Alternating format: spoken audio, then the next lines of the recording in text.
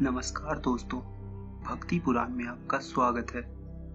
आज के इस अंक में हम देखेंगे परशुराम और कर्ण की कहानी। कर्ण द्वापर युग के महान योद्धा में से एक थे, लेकिन उनको मिला श्राप उनकी मौत का कारण बन गया।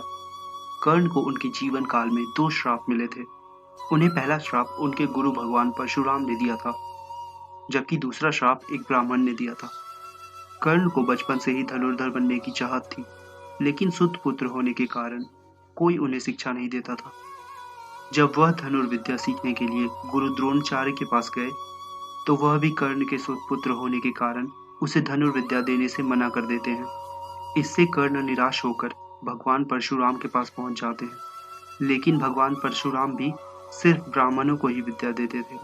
अब कर्ण किसी भी तरह से धनुर्विद्या सीखना चाहता था, तो वह भगवान परशुराम से झूठ बोलता है कि वह ब्राह्मण है। भगवान परशुराम भी कर्ण को ब्राह्मण समझकर उसे शिक्षा देने लगते हैं। जब कर्ण की शिक्षा खत्म होने वाली होती है, तब एक दिन उनके गुरु भगवान परशुराम दोपहर के समय कर्ण की जंघा पर सिर रखकर आराम कर रहे होते हैं। थोड़े समय बाद वहां एक बिच्छू आता है, जो कर्ण के जंघा पर काट लेता है। अब कर्ण सोचता है कि अगर वह हिला या बिच्छू को हटाने की कोशिश की, तो गुरु परशुराम की नींद टूट जाएगी। इसलिए वह बिच्छू को हटाने की बजाय उसे डंक मारने देता है। कर्ण काफी समय तक बिच्छू के डंक से होने वाले दर्द को सहता रहता है।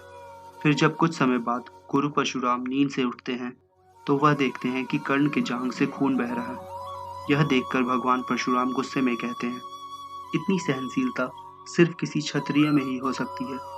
तुमने मुझसे झूठ बोलकर ज्ञान हासिल किया है, इसलिए मैं तुम्हें श्राप देता हूँ कि जब भी तुम्हें मेरी दी हुई विद्या की सबसे ज्यादा जरूरत होगी, उस समय वह काम नहीं आएगी।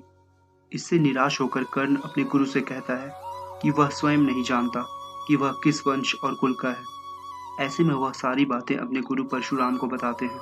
यह जानने के बाद भगवान परशुराम को श्राप देने पर पछतावा होता है, लेकिन दिया हुआ श्राप वापस भी नहीं लिया जा सकता था। इसलिए वह अपना विजय धनुष कर्ण को वरदान के रूप में देते हैं। इसके बाद कर्ण भगवान परशुराम के आश्रम से विदा लेते हैं।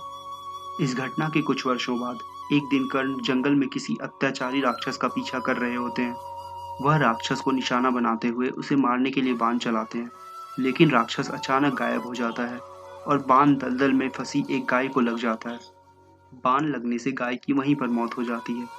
उस गाय का स्वामी एक ब्राह्मण होता है, जो गाय की दुर्दशा देखकर कर्ण को वहीं पर श्राप दे देता है।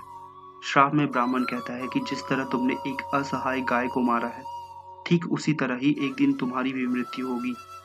आगे चलकर इन दोनों श्राप का प्रभाव महाभारत के युद्ध में नजर आया।